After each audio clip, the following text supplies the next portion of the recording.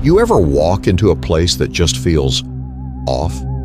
Like something's wrong, but you can't quite put your finger on it? I thought I was just another horror writer looking for inspiration in some forgotten spot.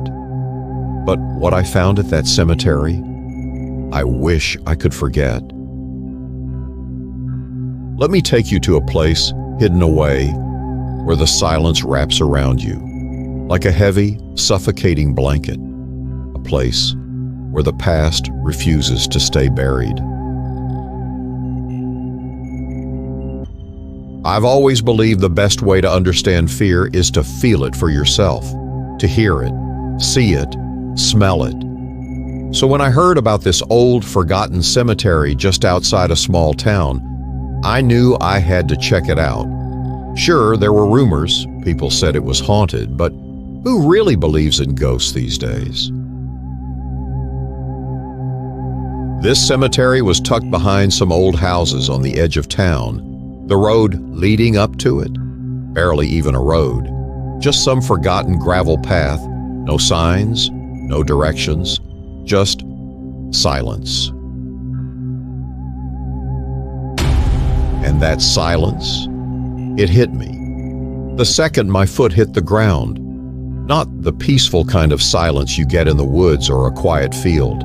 No birds, no wind, nothing. Just the sound of my own footsteps, echoing, louder than they should have been.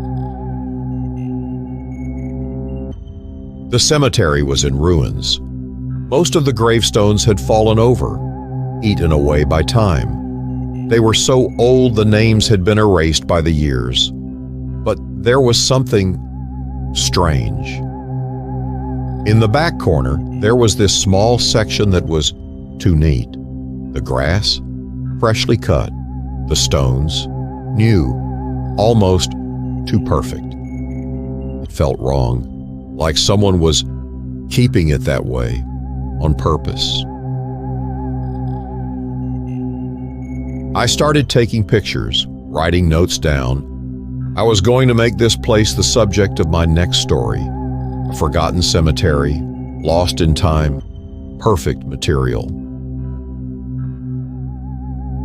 But then I heard it, a faint rustling sound behind me, like footsteps moving through thick grass. At first I thought it was an animal, maybe a deer or something. But when I turned around, nothing. I brushed it off. It was nothing, just the wind, or so I thought. But it came again. Closer this time, like breathing. Someone was standing right behind me. I couldn't shake it. The feeling that someone was watching me. That's when I saw him. Near this old, crumbling tombstone, I saw him, a figure, barely visible, standing still in the trees. A man dressed in old-fashioned clothes.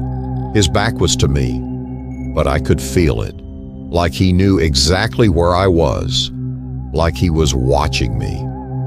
I called out, "Hey, are you the caretaker? Lost or something?" But he didn't move, not even a twitch. I walked toward him.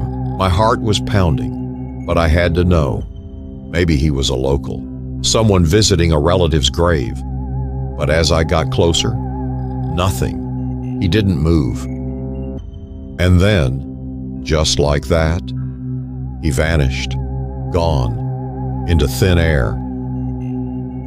It was impossible. I stood there, staring at the spot where he had been. My mind couldn't even process what I'd just seen. I couldn't let it go.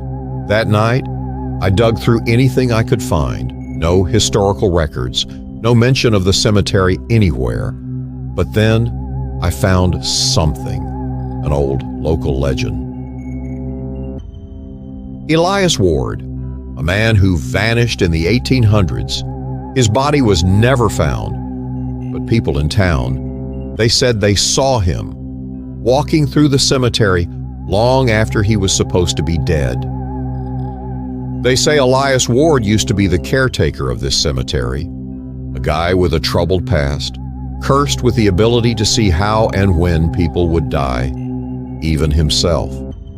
People said they saw him around the cemetery, but when they went looking for him later, his body was nowhere to be found. And after that, people started seeing him again, walking around, still keeping the place tidy, like he never left.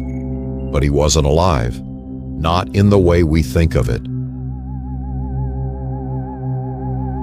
I can't say for sure what I saw that day. Maybe it was Elias Ward. Maybe it was something else. But every time I close my eyes, I see him, his pale face, his stillness. And I can't stop thinking about that cemetery. I'm going back. I don't know why. Maybe it's because I need answers. Maybe there's something there I haven't uncovered yet. But one thing's for sure, that cemetery hasn't let me go, and I don't think I'll ever forget it. You ever wonder what might be waiting in the forgotten corners of the world? Some things, some places, are better left untouched, because once you step into the unknown, it might just step back.